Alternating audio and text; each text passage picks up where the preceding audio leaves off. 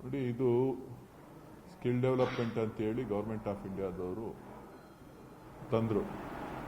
ಅದಕ್ಕೆ ಯಾವುದೇ ಅಕೌಂಟಬಿಲಿಟಿನ ಇಟ್ಟಿಲ್ಲ.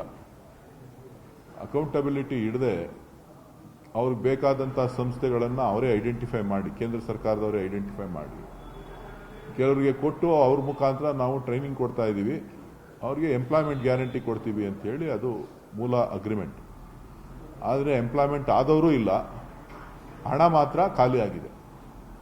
ಸೊ ಈ ಹಣ ಎಲ್ಲೋಗಿದೆ ಅನ್ನೋದನ್ನು ಬಹುಶಃ ಹುಡುಕ್ಬೇಕು. ಇದು ಕರ್ನಾಟಕದಲ್ಲಿ ಮಾತ್ರ ಅಲ್ಲ, ಇಡೀ ದೇಶದಲ್ಲಿ ಈ ರೀತಿಯ ಪರಿಸ್ಥಿತಿ ಇದೆ. ಇವತ್ತು ಕರ್ನಾಟಕದಲ್ಲಿ CAG ವರದಿನಲ್ಲಿ ಇದನ್ನು ಸ್ಪಷ್ಟಪಡಿಸಿದ್ದಾರೆ ಹೊರತು ಇಡೀ ದೇಶದಲ್ಲಿ ಇದಕ್ಕೋಸ್ಕರ ಲಕ್ಷಾಂತರ ಕೋಟಿ ರೂಪಾಯಿ ಹಣವನ್ನು ಇದಕ್ಕೋಸ್ಕರ ವೆಚ್ಚ ಮಾಡಿದ್ದಾರೆ. ಸ್ಕಿಲ್ ಡೆವಲಪ್ ಆದವರು ಕೆಲಸಕ್ಕೆ ಹೋಗಿದಾರಾ? ಯಾಕೆ ಈ ಅನ್ಎಂಪ್ಲಾಯ್ಮೆಂಟ್ ಇಶ್ಯೂಸು ಇಷ್ಟೆಲ್ಲ ಇನ್ವೆಸ್ಟ್ಮೆಂಟು ಕೇಂದ್ರ ಸರ್ಕಾರ ಮಾಡಿದ್ರೂ ಕೂಡ ಇವತ್ತಿಗೂ ಕೂಡ ಅನ್ಎಂಪ್ಲಾಯ್ಮೆಂಟ್ ಇಶ್ಯೂ ವ್ಯಾಪಕವಾಗಿದೆ ಅಂತ ಹೇಳಿದ್ರೆ ಅದು ಫಲಾನುಭವಿಗಳಿಗೆ ತಲುಪದೇ ಇರ್ತಕ್ಕಂಥದ್ದು. ಫಲಾನುಭವಿಗಳ ಹೆಸರಿನಲ್ಲಿ ಬೇರೆಯವರು ಇವರ BJPಯ ನಾಯಕರುಗಳ ಹಿಂದಿನ ಕೈವಾಡ ಇದರಲ್ಲಿದೆ. ಯಾರ್ಯಾರು ಅವ್ರ RSS ಅವರ ಬ್ಯಾಕ್ ಗ್ರೌಂಡಲ್ಲಿ ಕೆಲಸ ಮಾಡ್ತಾರೆ ಅವ್ರ ಸಂಸ್ಥೆಗಳು ಇದರಲ್ಲಿ ಇನ್ವಾಲ್ವ್ ಆಗಿದೆ.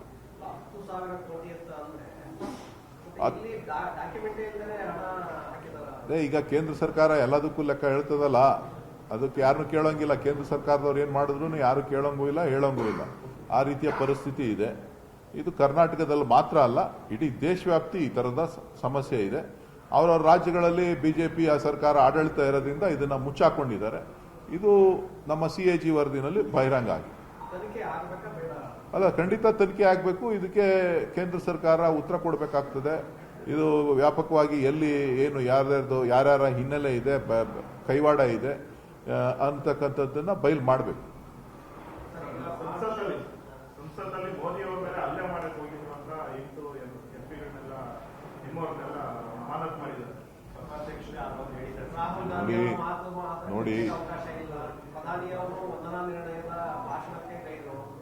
ನೋಡಿ, ಬೆಲ್ಗೆ ಹೋಗ್ತಕ್ಕಂಥದ್ದು ಸದಸ್ಯರ ಹಕ್ಕು.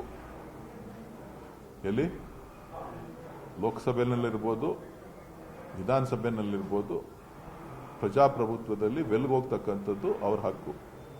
ಸೊ ವೆಲ್ಗೆ ಹೋಗಿದ್ದಾರೆ, ಪ್ರಧಾನಮಂತ್ರಿಗಳ ಮುಂಭಾಗದಲ್ಲಿ ನಿಂತಿದ್ದಾರೆ ಅಂದಾಕ್ಷಣಕ್ಕೆ ಯಾರು ಹಲ್ಲೆ ಮಾಡುವಂಥ ಹೇಯ ಕೃತ್ಯಕ್ಕೆ ಆ ನನ್ನ ಸಹೋದರಿಯರು MP ಗಳು ಯಾರು ಮಾಡುವಂಥದ್ದಿಲ್ಲ. ನಾನು ಕೂಡ ಲೋಕಸಭೆಯಲ್ಲಿ 10-11 ವರ್ಷಗಳ ಕಾಲ ಕೆಲಸ ಮಾಡಿದ್ದೀನಿ. ನಾವು ಪ್ರಧಾನಿ ಮಂತ್ರಿಗಳ ಚೇರ್ ಮುಂದೆ ಹೋಗಿ ನಿಂತಿದ್ದೀವಿ. ಹಂಗಂದಾಕ್ಷಣಕ್ಕೂ ಯಾರು ಹಲ್ಲೆ ಮಾಡೋಂಥದ್ದಲ್ಲ. ಈಗ ರಾಜ್ಯ ಸರ್ಕಾರದಲ್ಲಿ ವಿಧಾನಸಭೆ ನಡೀಬೇಕಾದ್ರೆ ಮುಖ್ಯಮಂತ್ರಿಗಳ ಚೇರ್ ಮುಂದೆ ಬಂದು ನಿಂತ್ಕೋತಾರೆ. ಆಗ ಸಭಾಧ್ಯಕ್ಷರು ಹೇಳ್ತಾರೆ, ಪ್ರಧಾನಮಂತ್ರಿಗಳಿದ್ದಾರೆ, ಮುಖ್ಯಮಂತ್ರಿಗಳಿದ್ದಾರೆ, ಈಚೆ ಬನ್ನಿ, ಈ ಕಡೆಗೆ ಬನ್ನಿ, ನೀವು ಪ್ರೊಟೆಸ್ಟ್ ಮಾಡಿ ಈ ಸೈಡಿಗೆ ಬನ್ನಿ, ನಿಮ್ಮ ಕಡೆ ಬನ್ನಿ ಅಂತ ಹೇಳ್ತಾರೆ.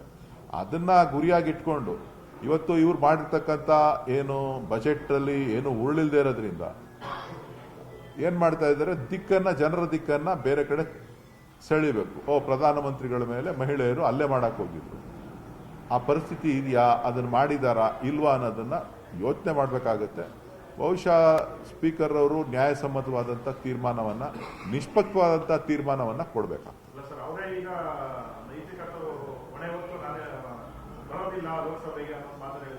ಇಲ್ಲ, ಒಳ್ಳೇದು.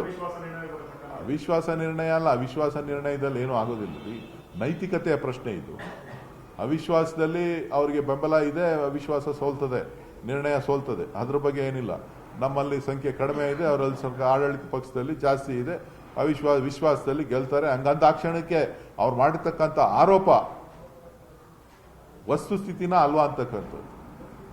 ವಸ್ತುಸ್ಥಿತಿಯೇ ಅಲ್ಲ ಅಂತ ಅಂದಮೇಲೆ ಅವರು ನೈತಿಕತೆಯನ್ನ ಇಲ್ಲ ಸದನದ ಕ್ಷಮೆಯನ್ನ ಕೋರ್ಬೇಕಾಗ್ತದೆ. ಬೇರೆಯವ್ರಿಗೆ ಅವ್ರು ಹೆಂಗೆ ಕ್ಷಮೆ ಕೊಡಿ ಅಂತೇಳಿ ಆದೇಶವನ್ನ ಮಾಡ್ತಾರೋ ಅವರು ಕೂಡ ಇವತ್ತು ಈ ಲೋಕಸಭೆ ಅಪಮಾನ ಆಗಿದೆ ಅಂತಕ್ಕಂಥದ್ದನ್ನ ಅವರು ಕೂಡ ಅರ್ಥ ಮಾಡಿಕೊಂಡು ಲೋಕಸಭೆಯ ಘನತೆ ಗೌರವವನ್ನ ಎತ್ತಿಡಬೇಕಾಗ್ತಕ್ಕಂಥದ್ದು ಕೂಡ ಸ್ಪೀಕರ್ ಅವರ ಕರ್ತವ್ಯ.